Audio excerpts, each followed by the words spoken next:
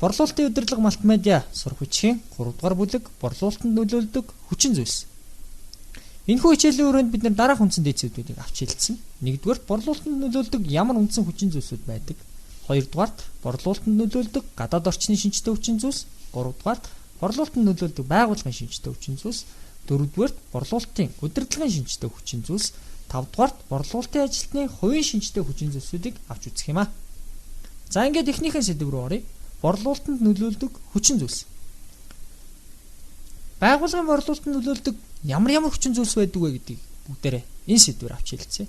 Байгууллагын борлуулалтанд 1-р гадаад орчны шинжтэй хүчин зүйлс нөлөөлдөг. Өөрөөр хэлбэл компаниас гадна оршиж байгаа зах зээлийн гэдэг юм өрсөлдөгчийн шинжтэй хүчин зүйлсүүдийг гадаад орчны шинжтэй хүчин зүйлс гэж хэлдэг. За 2-р тухайн өөрийнх нь байгууллагын шинжтэй хүчин зүйлс нөлөөлж болно. 3-р борлуулалтын удирдлагын буюу борлуулалтын албаны шинжтэй хүчин зүйлсүүдийн нөлөөл. 4-р борлуулалтын ажилтны өөрийнх нь хувийн шинжтэй хүчин зүйлс. За эцэст нь борлуулалт маань хийгддэг байна. Тэгэхээр ийм олон хүчин зүйлсүүд маань борлуулалтын хэмжээнд маань нөлөөлдөг байна. За үүнээс бүгдээрээ гадаад орчны шинжтэй хүчин зүйлсийг авч үзье. Гадаад орчны шинжтэй хүчин зүйлсийг дотор нь бид макро, микро гэж хувааж болно. Өөрөөр хэлбэл салбарын шинжтэй, за салбарын бус шинжтэй гэж ойлгож байна. За макро орчинд ерөнхий эдийн засгийн орчин, нийгэм соёлын орчин, хууль эрх зүйн орчин маань өөрөө макро орчны шинжтэй хүчин зүйлс болж таараад. Энэ маань өөрөө шууд бус байдлаар нөлөөлдөг, аль эсвэл салбарт шууд нөлөөлдөг хүчин зүйлсүүдийг хэлж яах нэ. За харин салбарын шинжтэй хүчин зүйлс гэх юм бол хэрэглэгч худалдаж авах болчих юм бол жишээ нь борлуулалт маань буурна. За өрсөлдөгчийн идэвхтэй үйл ажиллагаа жишээ нь бидний борлуулалтанд нөлөөлнө. За зуучлагч нартай хамтарч ажиллах. Зуучлагч нарын нөлөөллөөс болж бас борлуулалтанд төрөл бүрийн өөрчлөлтүүд ордог. За мөн бэлтгэн нийлүүлэгчтэй холбоотой нөлөөллүүд ордог. За жишээ нь бид нефтэн дээр аваад үзэхэд бэлтгэн нийлүүлэгч яаж үнэ тогтооно, бэлтгэн нийлүүлэгч ямар хэмжээгээр нийлүүлнэ, тэр хэмжээнээс хамаарат нөгөө нефт импортлдог компани борлуулалт маань өсч буурдаг баг жишээ. Үүнээс гадна бас зах зээлийн төрөл буюу хэрэглэгчдээс нь хамаарж байгаа. За жишээ нь эцсийн хэрэглэгчдээс, олон улсын зах зээл, улсын байгууллага ч гэдэм байгууллагын зах зээлээс хамаарч борлуулалт маань өсч буурдаг байна. За мөн хэрэглэгчийн зан төлөвөөс хамаарч байгаа. Өөрөөр хэлбэл өдөөгч хүчин зүйлс буюу маркетингийн бус өдөөгчд хэрэглэгч өөрөө тодорхой хараа харьцаагаараа буюу худалдаа авалтанд нөлөөлдөг хүчин зүйлсүүдэд тодорхойлоод за эргээд сонголтоо их ийм үйл ажиллагаа маань нөлөөлж байгаа. За харин байгууллагын хувьд бол байгууллагын худалдаа авагчийн зан төлөв нөлөөлдөг. За мэдээж байгууллагын худалдаа авагчид эцсийн хэрэглэгчээс буюу хувь хүмүүсээс нэлээд ялгаатай та бүхэн тэр онцлог шинжүүдийг харж байгаа. За тэгээ худалдаа авах үе шат нь бол байгууллагын худалдаа авагчид илүү олон үе шаттайгаар худалдаж авдаг. За шийдвэр гаргах төрөл нь бол шин зорилтыг шийдвэрлэх гэдэг юм өөрчлөлтгүй байдлаар худалдан авдаг байна. За байгууллагын худалдаа авагчийн шийдвэр гаргалтанд нөлөөлдөг үндсэн хүчин зүйлс бол орчны байгууллагын худалдаа авах төвийн хувь хүний шинжтэй гэсэн голгол хүчин зүйлсүүд байдаг. За үүн дээр байгууллага маань өөрөө худалдаа авахдаа нэг хоёр янзын шалгуур тавьдаг гэж үздэг. За үүнд нэгдүгürt эдийн засгийн шалгуур тавьдаг. Альва бараа үйлчлэгийг худалдаж авахд. За үн нь ямар юм, хүргэлт ямар юм, бүтээмж өөрөөр хэлбэл тухайн бараг худалдаа авснараа манай байгууллагын бүтээмжид зардалд орлогод ямар нөлөө үзүүлэх, ашиглалтын зардал нь хэр их юм, найдвартай байдал нь ямар вэ, урт хугацаанд хэр зэрэг ашиглах боломжтой, сайжруулад хөгжүүлээ явах платформ байх боломж нь хэр юм. За техникийн ямар тусалцаа үзүүлэх, худалдааны ямар хөнгөлөлт тусалцаа үзүүлэх, аюулгүй байдлын үед ямар хувийн зэргийг харгалзаж үзэж явах юм бол энэ маань байгууллагын хэрэглэгчийн тавьдаг эдийн засгийн шалгуур гэж үзэж болох нэ. За харин сэтгэл зүйн шалгуур бол нэр хүндийг нь харгалзаж үздэг, за эрсдлийг нь харгалзаж үздэг, за захиргааныхан бодлого, тааламжтай байдал, итгэл төрүүлсэн байдал, тохиромжтой байдал, тусгаалсан эрх олох зэргээс хамааруулаад үндсэн шалгуураа болгож авдаг байна. За үүнээс бүгдээрээ байгууллагын хэрэглэгчийн хувийн шинжтэй хүчин зүйлсийг илүү наривчилж авч үзье. Тэгэхээр хувийн шинжтэй буюу шийдвэр гаргаж байгаа удирдлагын шинжтэй хүчин зүйлсийг гаргахдаа өөртөө итгэлтэй байдал, уриалга хандах байдал гэж хоёр хүчин зүйлсээс хамааруулдаг. За өөртөө итгэлтэй гэдэг маань нөгөө шийдвэр гаргач маань өөртөө итгэлтэй болон өөртөө итгэлгүй гэсэн ангилд ордог. За өөртөө итгэлгүй шийдвэр гаргач нар бол борлуулалтын ажилтнаас маш их зүйлийг асуудаг. За хамтдаа урагшилдаг буюу хамтдаа ахиж явдаг. За хамтран ажиллах сонирхолтой. За нөгөө талдаа борлуулалтын ажилтнанд их дэмжлэг үзүүлдэг, аль болох эрсдэл үүсгэхээс зайлсхийдэг, шийдвэр гаргалтыг удаан гаргадаг, санаачлагыг бусад хүмүүст өгдөг, шууд бус нүдний контакттай буюу тэр бүр одоо шууд харилцадгүй, удаан зөөлөн ярьдаг, хашир цөөн үгээр илэрхийлдэг, дундыг баримтлсан ийм хүмүүсийг өөртөө итгэлгүй хэв шинжийн хувь хүн буюу удирдлага гэж хэлдэг. За харин өөртөө итгэлтэй байгууллагын удирдлага бол өөрөө ярьдаг, өөрөөгийн хяндаг, өрсөлдөх чадвартай, зааварладаг, эрсдэл үүрдэг. За нөгөө талдаа шийдвэр гаргалтыг хурдан гаргадаг, санаачлагыг өөртөө гартаа авдаг, хурдан эрчтэй ярддаг, түргэн хөдөлгөөнтэй ийм хүмүүсийг өөртөө итгэлтэй хүмүүс гэж хэлдэг байна. За харин хоёр дахь төрлийн хэм маяг бол урайлахын хандах байдал. За борлуулалтын ажилтнанд урайлахын бус ханддаг. Өөрөөр хэлбэл сэтгэл хөдлөлөө хянаад хүүтэн хөндөй харьцдаг ийм хүмүүс бол урайлахын бус. Харин сэтгэл хөдлөлөө ил гаргадаг, дулаан нөхөрсөг уур амьсгалтай хүмүүс бол урайлахын төрлийн хүмүүс байна. За урайлахын бус хэв шинжийн хүмүүсийн хувьд бол урайлахын бус хүмүүс бол хувийн бус ажил хэргийн хөшүүн, албан ёсны хувьцалдаг, нүрийн хөврөлмөтэй нэг өнгөөр ярьдаг хүмүүс гэлдэг бол урайлах хүмүүс бол хөгжөөнтэй, найзрахыг, чөлөөтэй, дохио зангаа байнга хэрэгэлдэг, албан ёс хувьцалдаг, нүрийн хөврөлсөн олон өнгөөр ярьдаг хүмүүсийг хэлдэг байна. За ийм төрлийн хүмүүсийг бид нар хэв маягийг харъя гэх юм бол нэг дараах хэм маяг байж болно. За бидний сайн мэдэх улс төрчдөр аваад үзэх юм бол жишээ нь өөртөө итгэлтэй урайлахын байдалтай хүн бол яруу тод буюу за арчилсан намын дарга гэсэн жишээ нь элбэгдөрж байна. За урайлахын хэрнээ өөртөө итгэлгүй хүн бол элдэг ялдан буюу за бидний сайн мэдэх нөгөө амар жаргал ерөнхий сайд тасан маань ийм төрлийн хүн байна. За урайлах хүн бус. Тэгтээ өөртөө итгэлтэй хүн бол жолоодогч хэв шинжийн хүн буюу жишээ нь баяр ерөнхий сайд байна. За өөртөө итгэлгүй бас урайлах хүн бус хүн бол задлан шинжлэгч хэв маягийн хүн буюу за бидний сайн мэдэх инх бол ерөнхий сайд тасан бол бас ийм хэв шинж хүмүүс байдаг. Тэгэхээр энэ хэв шинжээс нь хамааруулаад борлуулалтын ажилтнууд борлуулалтын үйл ажиллагаа хөтлж явуулахад бас тодорхой хэмжээний ялгаанууд гарч ирдэг. Жишээ нь жолоодогч хэв шинжийн удирдлагатай борлуулалтын ярилцлага хийж хахад уур амьсгал их ажил хэргийн болдог. Тэгтэл яруудад ийдэг ялдан улсуудтай бол их нээлттэй нөхөрсөг шудраг болдог. За задлан шинжлэгч нартай бол их ажил хэрэгж болдог. За борлуулалтын ажилтан жолоодогч жолоодогч хэв шинжийн удирдлагад бол үр ашгийг нотолж харуулах, үр дүнгийг баталж харуулах байдаг. Яруу тод хүмүүст бол харилцаа холбоогоо хөгжүүлэх, тэднэртэй илүү сайн харилцах. Задлан шинжлэгч хүмүүст бол яг таг нарийн нямба байдал илүү харагдаг. За ярилцлагын явцыг харах юм бол жолоодогч болоо яруу тод улсууд бол их хурдан асуудлыг шийдвэрлэдэг учраас ярилцлага их хурдан өнгөрдөг. Шийдвэр их хурдан гардаг. Илдэг ялдан улсуудын хувьд бол харьцангуй удаа хашир хөдөлдөг байна. Ажилтнаас шаардж байгаа мэдээллийн хувьд аваад үзэх юм бол жолоодогч нар бол үр ашигын шаарддаг.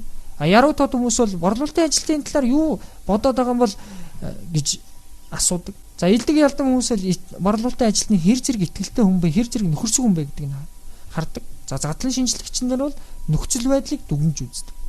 За бараа танилцуулж явах явцад жолоодогч нар юу гэж асуудаг вэ гэхээр ямар бараа үнийг шийдэж чадах вэ гэдгийг асуудаг. Яруу тод улсууд бол хийн энэ барааг хэрэгжилж байсан бэ? Харин илдэг ялдмууд бол энэ барааны хамгийн шилдэг нь юу вэ? Задлан шинжлэгч нар бол энэ бараа миний асуудлыг хэрхэн яаж шийдэх вэ гэдэг байдлаар асуултыг тавьдаг. За шийдвэр гаргалтанд буюу худалдан авахуулах. За худалдан авахуулахад түлхэж өгөх гол хүчин зүйлс юу гэдэг вэ гэхээр жолоодогч хэв шинжийн улсуудад бол тухайн барааны боломж нөхцлүүдийн талаар маш сайн тайлбарлаж өгч байгаа юм. За яруу тод улсуудад бол ажил байдлынхаа тодорхойлолт. За илдэг ялдан улсуудад бол эрсдэл үүрхээс айлдаг учраас баталгаат хугацаа илүү сайн амлалт хэрэгтэй байдаг. Задлан шинжлэгч нарт бол нотлох баримт, санал болгож үйлчилгээнүүд хэрэгтэй байдаг байна. За ерөн зүгээр худалдан авагчийн хэрэгцээгээ тодорхойлохдоо та бүхэн альва хэрэглэгчдэр энэ локейт аргачлалыг ашиглаж явах хэрэгтэй. Өөрөөр хэлбэл хэрэглэгчээ эхлээд маш сайн сонс. Тэдний асуудлыг сонс. Асуудлыг сонсоод ирэх юм бол тэндээс юу хэрэгтэй юм бэ гэдэг чинь гараад ир. За мөн ажигл observe. За дараа нь combine буюу ажигл, хар, ярилц, сонс. За тэгээ дараа нь асуулт тэднээс. Ямар үндсэн асуудлууд тулгараад байна? Юуг нь шийдэх хүсээд байна? Юуг нь шийдэж болохгүй байна? Бусдааг нь хэлц. Зөвхөн худалдан авахч буюу шийдвэр гаргагч нартай ярих биш. Бусад сонирхлын бүлэг. Чин тухайн худалдан авч байгаа байгууллагын хэрэглэгч нартай ярилцаад эхлэх юм бол энэ маань бас зөв шийдэл болж таардаг байна. За дараа нь empathize буюу нөхцөл байдлыг нь хараад хэрэглэгчтэй зовлонгийг нь хуваалж, эрсдлийг нь хуваалж үүрлц. За ингэж чадах юм бол худалдан авагчийнхаа хэрэгцээг тодорхойлж чадах нэ. За ерөн зүгээр байгууллагын худалдан авагчийн зах зээл дээр дараах хэдийн шинэ хандлага гарч ирээд байгаа гэдэг бид нэр сайн мэдчих хэвээр. Нэгдүгээр байгууллага маань илүү мэрэгсэн, илүү төвлөрсөн худалдан авалтыг хийдэг болсон байна. За аутсорсинг буюу гадны их усүрийг ашигладаг болсон байна. Supply chain management буюу За just in time зэрэг системүүдийг нэвтрүүлдэг болсон. Өөрөөр хэлбэл нөөцийг хамгийн бага байлгаад яг цагт нь гэдэг системийг хэрэгжүүлээд агуулгын зардлыг бууруулах ийм хандлага руу орсон байна. За электрон худалдааг их ашигладаг болжээ. За тэгээ байгууллагууд маань зүгээр нэг солилцоод өнгөрөх биш, урт хугацааны харилцаа холбоо тогтоох сонирхол бүхий болсон юм байна шүү гэдгийг борлуулалтын ажилтнууд маань санаж явах хэрэгтэй байна. За ингээ ерөнхийдөө борлуулалтын нөлөөдөг гадаад орчны шинжтэй хүчин зүйлс маань дуусч байна. За эцэст нь хэлэхэд хэрвээ та бүхэн урд өмнө борлуулалтаа сэтгэл ханамжтай хийж чадчихсан бол энэ борлуулалтын нөлөөдөг гадаад орчны хүчин зүйлс төдийлөн хүчтэй нөлөөлдөг. Хэрэглэгч сэтгэл ханамжтай байгаа тохиолдолд бараа борлуулах бол тийм хүнд хэцүү зүйл биш байх нэ. За 3 дахь төрлийн хүчин зүйлс бол байгууллагын шинжтэй буюу өөрөөр хэлбэл борлуулж байгаа байгууллагын шинжтэй хүчин зүйлс гэдэг. За ерөнхийдөө байгууллагын буюу компани шинжтэй хүчин зүйлсийг дотор нь хоёр ангилж байна. Маркетингийн бус шинжтэй хүчин зүйлс, маркетингийн шинжтэй хүчин зүйлс. За компани шинжтэй хүчин зүйлс дотор юу нөлөөлдөг гэхээр компани чи өөрийн соёл, зорилго чинь нөлөөлнө. Ямар зорилготой компани юм бэ? За дээд удирдлага чинь дээд удирдлага борлуулалт руугаа анхаарлаа хандуулд юм уу? Аль эсвэл огт тоодох юм уу? За хүний нөөц чинь бусад үйлдвэрлэл дээр ажиллаж байгаа, бусад хангамж дээр ажиллаж байгаа, бусад байгууллагын хилцнэгжид ажиллаж байгаа хүмүүсийн эцсийн гүйцэтгэл нь юу вэ гэхээр борлуулалт байдаг. Тэгэхээр тэр хүмүүсийн ажлын үр дүн борлуулалт учраас тэр хүмүүсийг эргээд судлах шаардлага хэрэгцээ гарч ирдэг. За санхүүгийн нөөц болсон. Мэдээж мөнгөтэй, мэдээж санхүүгийн нөөц болцсон ихтэй компани борлуулалт нь өндөр байдаг. Санхүүгийн нөөц багтай компаниуд борлуулалт руугаа анхаарлаа хандуулж чаддгүй, борлуулалтын урамшуул хөнгөлөлтийг эвдүүлж чаддгүй, борлуулалтын хамрах хүрээ маань бага байж таардаг. За дараа нь тавд нь үйлдвэрлэл үндсэн үйл ажиллагаа байгаа. Мэдээж муу бараа үйлдвэрлэх юм бол тэрнийг борлуулах боломж нөхцөл тэр хэмжээгээр хаагдаж байна л гэж ойлгож байна. За мөн компани өөрийнх нь зах зээл эзлэх хувь нэр хүнд нь бол нэр хүндтэй барааг аваачаа танилцуулаад хэрэглэгчдэд борлуулах хялбархан асуудал. Харин нэр хүндгүй зах зээл таньж мэдэхгүй ийм бараан дээр бол асуудал хүндэрч эхэлнэ. За мөн бусад маркетингийн холц бүрдүүлэлт байна. Үнэн тохиромжтой юу, бараан тохиромжтой юу, идэвхжүүлэлт зөв хийгдсэн үү, хуваарлтын зөв сувга олсон уу гэдгээс хамаарат барааны чинь борлуулалт өсөх буурах нь шууд нөлөөлдөг. За мөн бусад шинжтэй хүчин зүйлс байна. За дөрөв дахь дэд сэдвүүрүүгээ оръё. Борлуулалтын нөлөөлдөг борлуулалтын удирдлагын буюу борлуулалтын албаны шинжтэй хүчин зүйлс. За борлуулалтын албаны шинжтэй хүчин зүйлс дараах хэдэн зүйлс багтдаг. Нэгдүгээр борлуулалтын албаны чинь зорилго төлөвлөлт. Борлуулалтын алба чинь зорилгоо зөв тодорхойлоод зөв төлөвлөж чадсан байх юм бол борлуулалт чинь тэр хэмжээгээр өндөр байдаг. За хоёрдугаар албаны зохион байгуулалт. Хэрэглэгч бүртээ хүрж явах ёстой. Зах зээлийнхээ сегмент бүрт хүрж явах ёстой. Инként бол бид нар албаа зөв үр ашигтай зохион байгуулсан байх шаардлага. За гуравдугаар борлуулалтын ажилчныг татах, сонгох, сургах хөтөлбөр. Чадварлаг сайн хүмүүсийг татаж ав. Тэднээс хамгийн сайныг сонго. Тэднийг эргээ сайн хөгжүүлж байх юм бол борлуулалтын хэмжээ чинь өсдөг. Муу хүмүүсийг сонгож аваад сургаж хөгжүүлэхгүй байх юм бол борлуулалт чинь дээшээ өөдлөхгүй. За дөрөвдүгээр борлуулалтын ажилтнуудын цалин хөлс нөхөн олгох. Цалин хөлс нь гүйцэтгэлтэйгээ уялдсан, цалин хөлс нь амьдралд нь хүрдэг, цалин хөлс нь хангалттай байх юм бол борлуулалт мэдээж өндөр байдаг. Харин борлуулалтын ажилтнуудын цалин хөлс бага байх юм бол тэд борлуулалт руу анхаарал хандуулахгүй, борлуулалт руу хүчин чармаалт гаргахаа болж эхэлдэг. За мөн борлуулалтын норм гүйцэтгэлийн үнэлгээ. Хит өндөр борлуулалтын норм тавиад ирэх юм бол борлуулалт чинь буурдаг. Аль эсвэл хит хялбархан биелэгдэг борлуулалтын норм тавиад ирэх юм бол борлуулалт чинь нөлөөлж эхэлдэг. Тохиромжтой нормын хэмжээгээ тавь. За тэгээд гүйцэтгэлийг нь шударгаар үнэл. Шударгаар үнэлээд ирэх юм бол аяанда хүмүүс өөрсдөө өрсөлдөөнчийн чанараараа борлуулалтыг нэмэгдүүлдэг байна. За мөн борлуулалтын менежер манлайл. Сайн менежертэй байгаа тохиолдолд бусад ажилтнаа чирээд, бусад ажилтнуудаа сэтэлжүүлээд борлуулалт чинь өндөр сайн гүйцэтгэлтэй байх боломж нөхцөл байдаг байна. За 5 дугаар сэдвүүрөөр борлуулалтын ажилтны хувийн шинжтэй хүчин зүйлс. Мэдээж борлуулалт нь гадаад орчны компани борлуулалтын албаны шинжтэй хүчин зүйлс нөлөөлөхөөс гадна борлуулалтын ажилтны хувь хүний яг өөрийнх нь нөлөөллүүд байна. За үүнд дараах зүйлсүүд борлуулалтын ажилтны сэтэл буюу хэрэгцээ. За борлуулалтын ажилтны хандлага, борлуулалтын ажилтны ур чадвар, ажлаас авах ханамж, за бусад хувийн шинжтэй буюу зан чанарын ч юм уу нөлөөлдөг байна. За энэ бүгдийг наривчлаа аваад үзэх юм бол дараах байдалтай. Сэтэл гэдэг бол альва хөдлийн үйл хөдлийн үндэс. Хувь хүний хэрэгцээ шаардлагатай үйл. үнэхээр борлуулалтын ажил хийх дур сонирхолтой тийм хүмүүс байх юм бол борлуулалт тэр хэмжээгээр дээшлэнэ. Харин дур сонирхолгүй хүчээр ороод ирчихсэн хүн байх юм бол борлуулалт хичнээн олон хүнтэй байсан ч борлуулалт өсөхгүй.